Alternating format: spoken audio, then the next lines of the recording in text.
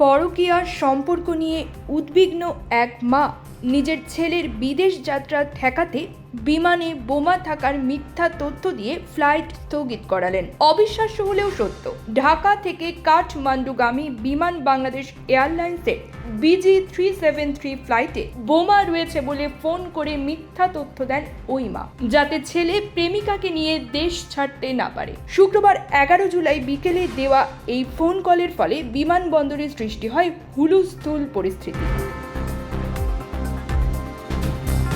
নিরাপত্তা সংস্থাগুলোর কয়েক ঘন্টার তল্লাশির পর জানা যায় এটি ছিল সম্পূর্ণ গুজব।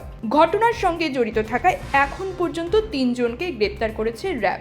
শনিবার 12 জুলাই সকালে রাজধানীর কারওয়ান বাজারে সংবাদ সম্মেলনে র্যাব মহাপরিচালক AKM শহীদুর রহমান বলেন, ঘটনাটি অত্যন্ত দুঃখজনক। তদন্তে জানা গেছে ইমন নামের এক ব্যক্তি পরকীয়া প্রেমিকাকে নিয়ে কাঠমান্ডু যাচ্ছিলেন। বিষয়টি জানতে পেরে ইমনের মা ও স্ত্রী বাধা দেওয়ার চেষ্টা করেন, কিন্তু কোনোভাবে সফল না হওয়ায় ইমনের বন্ধু ইমরানের পরামর্শে মা বোমার হুমকির ফোন দেন।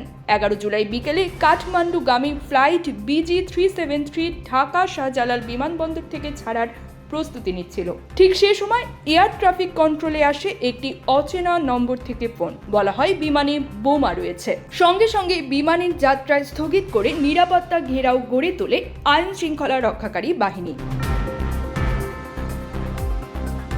বিমানটি তখন 142 জন যাত্রী এবং 7 জন ক্রু নিয়ে ট্যাক্সি করছিল। বাংলাদেশ বিমান বাহিনীর বোমা নিষ্ক্রিয়কারী দল APBN এর ডগ স্কোয়াড ও র্যাবের ইউনিট দীর্ঘ তল্লাশি চালিয়ে নিশ্চিত হয় এটি ছিল ভুয়া হুমকি। রাত 7:58 তল্লাশি শেষে বিমানে কোনো বোমা বা সন্দেহজনক কিছু পাওয়া যায়নি। র্যাব ডিজি শহীদুর রহমান বলেন, এ ধরনের গুজব ছড়িয়ে দেশের ভাবমূর্তি ও জাতীয় এয়ারলাইন্সের সুনাম ক্ষুণ্ণ করা অত্যন্ত নিন্দনীয়। ভবিষ্যতে কেউ যদি এ ধরনের অপরাধ করেন তাহলে তাদের বিরুদ্ধে কঠোর আইনানুগ ব্যবস্থা নেওয়া হবে। ঘটনায় জড়িত ইমনের মা ইমরান ও ইমনকে গ্রেপ্তার করা হয়েছে।